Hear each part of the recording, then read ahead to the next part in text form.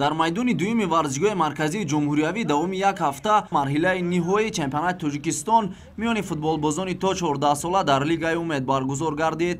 Дар мусобиқаи мазкур 10 даста аз он ҷумла 3 даста аз шаҳри Душанбе, 3 даста аз вилояти Хатлон, 2 даста аз вилояти Суғд, 1 даста аз шаҳру ноҳияи Тобеи Ҷумҳурӣ ва 1 тим аз вилояти Мухтори Кӯҳистони Бадахшон иштирок намуданд. Дар рӯзи охири мусобиқа бозиҳои марҳилаи ниҳоӣ сурат гирифт. Пеш аз бозии ниҳоӣ дастаҳои Душанбе 1 ва Хатлон 3 барои нишонҳои биринҷии Лигаи Умед миёни футболбозони то 14 сола мубориза бурданд.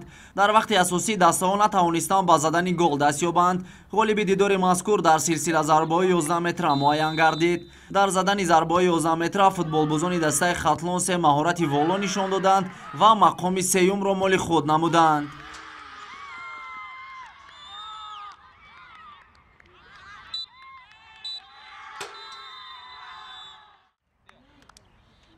дар бозии финалии Лигаи Умед миёни бозингарони то 14 сола ду дастаи пурқуввати мусобиқа Суғд 1 ва Хатлон 1 андари майдони рақобат шуданд.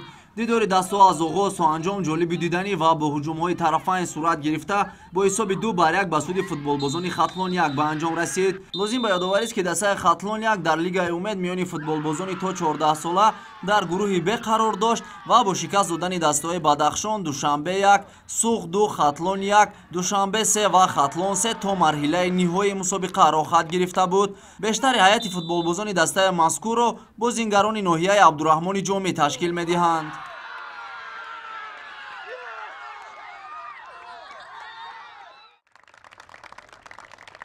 пас аз анҷоми бозии ниҳоӣ дар як фазои тантанавӣ маросими ҷоизасупории мусобиқа баргузор гардид.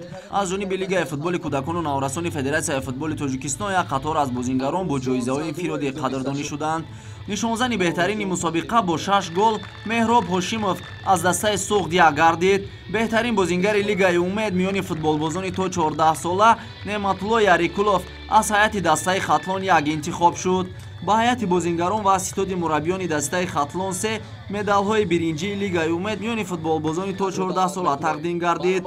ман Давлатов Азамҷон хушҳол аз он ҳастем ки дар ин мусобиқаи ҷумҳуриявии Лигаи Умед иштирок намуда ва ҷои сеюмро иштирок намудем ва кӯшиш мекунем ки дар бозиҳои оянда ҷои аввалро ишғол намоем. футболбозони дастаи Суғд 1 бо медалҳои нуқра қадрдонӣ шуданд. ба дастаи ғолиб тими Хатлон 1 дар баробари медалҳои тилло инчунин ҷоми Лигаи Умед миёни футболбозони то 14 сола дар соли 2022 тақдим шуд.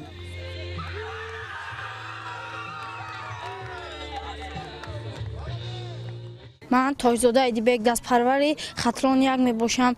мо имрӯз бозиро хеле хуб ҳамдастҷамона чӣ кардем. ҳатто Суғд 1 дастаи пурқувват буд ки мо онро бо ҳамдастаҳомо шикаст додем. мо оянда мехоҳем ки парчамбардори Тоҷикистон бошем. ман тӯли 3 сол аст ки дар ин намуди ришта варзиш машқу тамрин мекунам.